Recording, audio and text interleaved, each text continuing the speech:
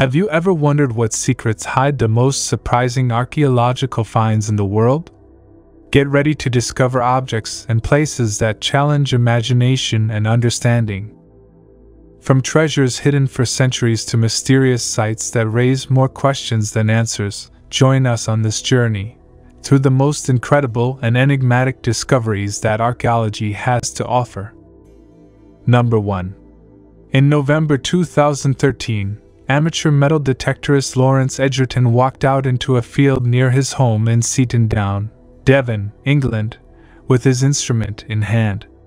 When he returned home, he discovered one of the most significant finds of Roman coins ever found in the British Isles. In total, Lawrence recovered 22,888 coins from the 4th century. All coins were minted between 260 and 348 and are made of copper alloy.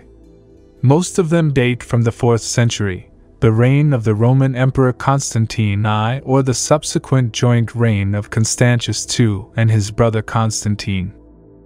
There was some debate over who should take possession of the coins after Lawrence reported the discovery, but they eventually ended up in the hands of the Royal Albert Memorial Museum in Exeter. Lawrence was paid a fee for the find, and his coins are now known as the Seaton Down Hoard. Number 2. In 1999, a retired real estate investor named Hubert Sill claimed to have discovered an underwater megalithic temple not far from the coast of St. Julian's, on the island of Malta. The site of the discovery is now known as Gar el Bahar. Some archaeologists have dismissed the idea that the discovery is a temple, claiming that it is nothing more than a natural rock formation. However, a full archaeological exploration of the area has never been carried out, and no one seems to know why. It doesn't help that Hubert Sill was a well-known follower of Zecharia Sitchin, who believed in ancient astronaut theory and was the first to write about the existence of a mythical planet called Nibiru. This made it easy for experts to dismiss Hubert Sill as an eccentric. He also claimed to have been guided to the discovery by the goddess Astarte, Queen of Atlantis, which did not help his case much either. To make matters worse, subsequent dives have failed to locate the temple, not even those in which Hubert Sill himself participated. We like to keep an open mind when possible, but the credibility of this story is really in question. Number 3. You don't have to be a scientist to know that wood rots. Wooden artifacts are much less likely to survive thousands of years for modern archaeologists to find, compared to artifacts made of other materials. That makes this wooden cart even more remarkable.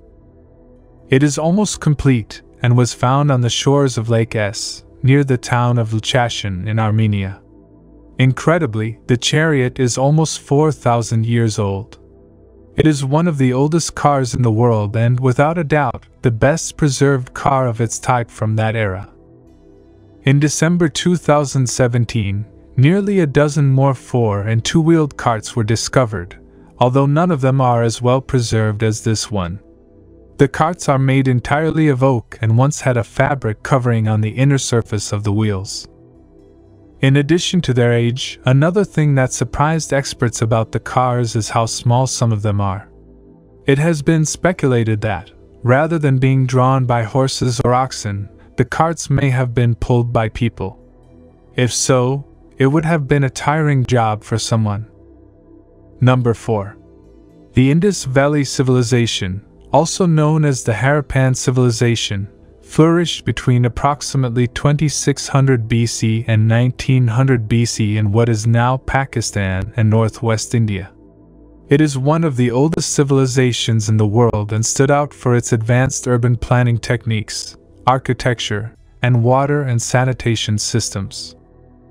Cities, such as Harappa and Mohenjo-daro, were built with a high degree of planning. They had straight streets, sophisticated drainage systems, and brick structures.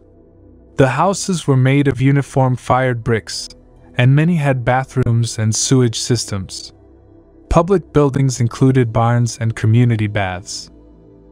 The economy was based on agriculture, trade, and crafts.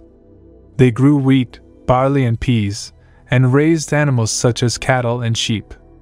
Trade was active, both locally and with distant regions such as Mesopotamia. They used stamps to mark goods and had a system of weights and measures. The writing of this civilization, not yet deciphered, consists of brief inscriptions on seals and clay tablets. Religion and social structure remain largely a mystery due to the lack of long written texts. The Indus Valley civilization began to decline around 1900 BC, possibly due to climate changes, natural disasters, or invasions. Although much about this civilization remains unknown, its advances in urban planning and technology continue to be admired today. Number 5. Nowadays, people make fun of anyone who has a cheesy motto on their social media profile or on the walls of their house, like, "Live, laugh, love." However, they shouldn't, because people have been writing equally trite thoughts on objects since the beginning of time. Take, for example, this collection of 80 bronze mirrors. In April 2021, the mirrors were discovered in a cemetery in Shaanxi Province, China. The tombs where the mirrors came from are believed to be from the Warring States period, making them around 2,200 years old, according to archaeologists. Although many of the tombs were looted throughout ancient times, the mirrors were left intact, possibly as a sign of respect. Modern archaeologists have no such reservations and, as such, took them from next to the heads of the dead. Mirrors were occasionally discovered with traces of silk attached to them, suggesting that they were placed in silk bags or sachets before funerals. They have been found on the bodies of both men and women, implying that the symbolic role they played was universal. Eternal happiness, live long in memory, and riches to my family are some of the mottos engraved on them. Number 6. There is no correct answer to the question about the color of the cup of Lycurgus. It can be of two colors, depending on the direction from which it is viewed and the lighting at the time it is viewed. This 1,600-year-old curiosity has intrigued and baffled all who have seen it for centuries. The cup was made using dichroic glass, which can reflect light particles in different ways. If you light the glass from behind, it will appear green, but if you light it directly from the front, the color turns red. The person who made it almost certainly understood the principles of the glass he used, even if he didn't know why it behaved that way. Archaeologists have never found anything more similar, which is not surprising given the delicacy of the cup. Therefore, we cannot rule out the possibility that only one person in ancient Rome understood the potential of glass and how to make beautiful things with it. Number 7. The Kish tablet, a limestone artifact named for its discovery within the ancient Sumerian city of Kish in Iraq, has generated some confusion as to its date of discovery, with some sources suggesting 1923 and others 1933.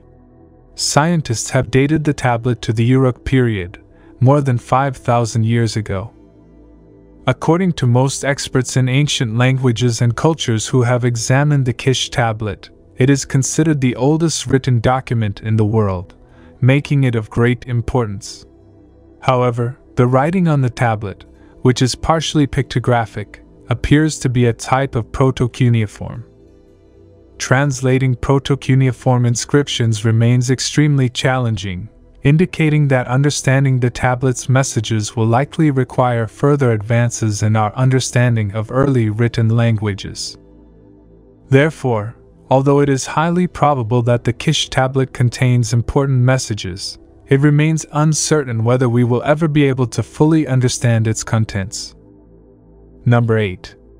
Our next mysterious artifact is known as the Seven-Branched Sword, although it can also be known as the Shishido Sword.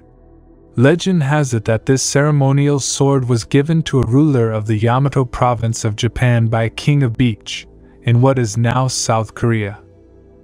It must have existed as early as 720, as it is mentioned in the Nihon Shoki, also known as the Chronicles of Japan, which was completed that year.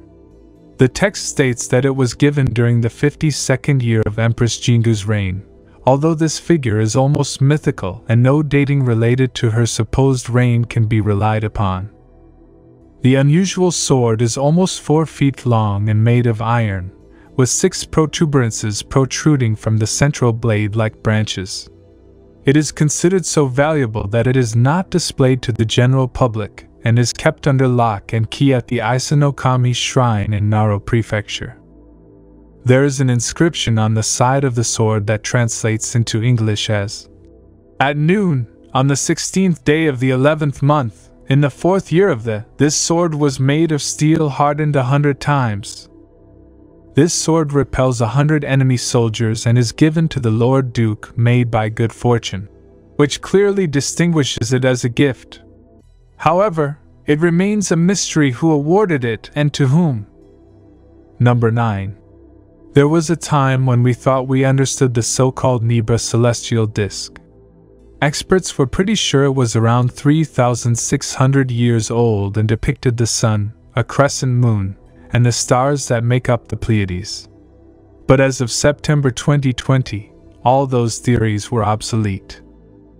2 experts from Goethe University in Frankfurt, Germany, have concluded that it is actually 1,000 years younger than previously believed and is therefore an Iron Age reliquary. Changing the age of the artifact means that astronomical assumptions about what it represents must also be considered obsolete. New questions also arise about the origin of the artifact. It was discovered in 1999 in Saxony-Anhalt, Germany, but the copper used in its construction comes from Austria, and the gold and bronze come from Cornwall, England. Someone went to a lot of trouble to create it using materials gathered from various places. However, if we are wrong about its age by 1,000 years, then we must accept that the stars depicted in it are probably not the Pleiades. What could they represent instead? Unfortunately, at this moment we have no idea. Number 10. Wave rock. The ocean isn't the only place in Australia where you can catch a wave. A stunning wave that never breaks and is completely frozen in time lies just 3 kilometers east of the sleepy town of Aden in Australia's Gold Belt. Over the years, the wave rock has played an important role in the lives of Aboriginal Australians. It is 2.63 million years old, long before dinosaurs roamed the earth, and forms the northern side of Hin Rock, a massive Inselberg. Number 11. Eternal Flame Falls. Eternal Flame Falls is a 35-foot waterfall with a grotto housing a small flickering light about inches tall, lit thousands of years ago by Native Americans. It was long believed that the fire burned due to pockets of gas rising from the ancient, very hot shale bedrock. However, scientists discovered that the shale beneath the waterfall is neither hot enough nor old enough to generate gas pockets. This flame and these seeps have been going on in those places for millions of years, and you know that the source rock that's about 400 meters down is not particularly warm and shouldn't even be producing much gas, but it is, and it's not running out. So their idea is that the continued creation of gas at depth is due to a separate mechanism. In other words, something else must keep the eternal flame burning, but researchers still don't know what it is. Number 12. Al Nasla Rock Formation. The Al Nasla Rock Formation rises above its surroundings with petroglyphs dating back thousands of years and signs of human occupants dating back to the Bronze Age.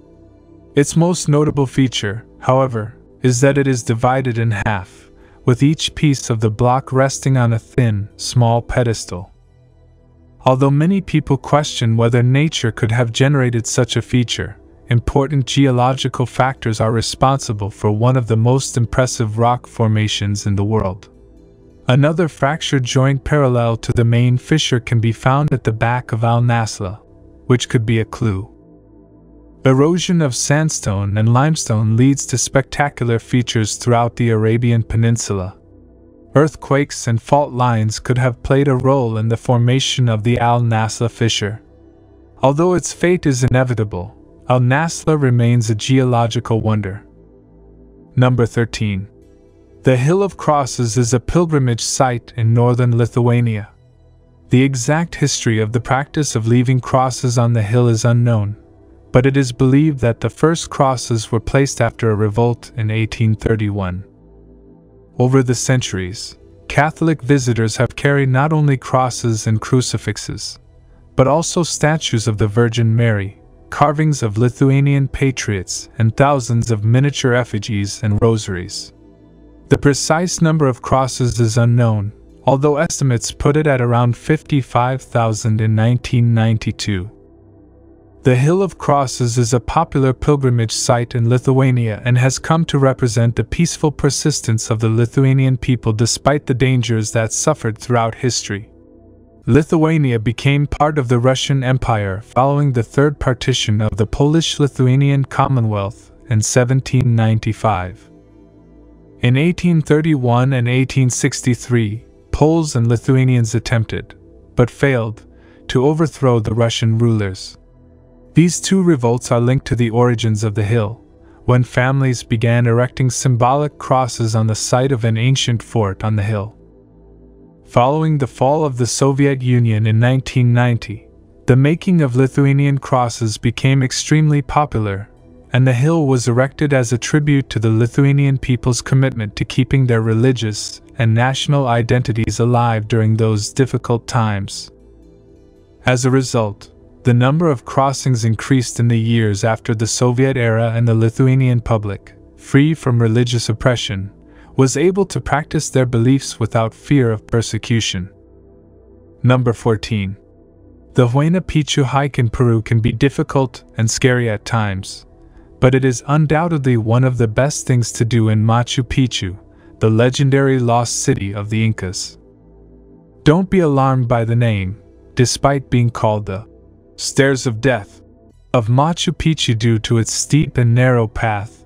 There have been very few accidents and deaths here over the years, and it is quite safe as long as you don't get careless.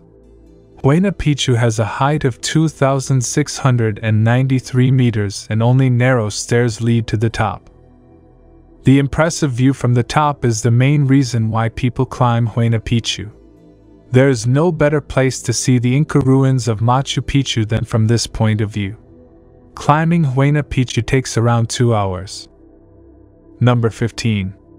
The Barabar Caves are a set of rock-cut caverns in the Indian state of Bihar. These caves are of significant antiquity, dating back to the Mauryan period, making them the oldest rock-cut caves in India. They are known for their inscriptions, some of which date back to the period of the Mauryan monarch, Ashoka. These caves are located on the Barabar Hill and the adjacent Nagarjun Hill, with some considered as a separate group of caves. They were carved from solid granite bedrock and most have 2 chambers. The first would have hosted large gatherings of devotees, while the second contained a stupa, a mound-shaped structure containing relics. The architecture of these caves is especially notable due to the Mauryan polishing inside the chambers, which produces a distinctive echo effect. This effect would have had an impact on the worshippers gathered in the caves, adding a spiritual dimension to the experience. Number 16. Gunjawamp is an archaeological site near Groton, Connecticut, in the United States. This place is famous for its numerous stone structures, although there is no agreement on their age or function. Several hypotheses have been proposed about its origin, from Native American constructions to European colonial constructions. One of the most striking hypotheses suggests that the Gunjawamp structures were built by Irish monks between the 6th and 8th centuries. This claim is based on the presence of similar structures in Ireland, and the idea that these monks sailed across the Atlantic to avoid the Vikings. However, this claim lacks solid evidence and has been the subject of controversy among scholars.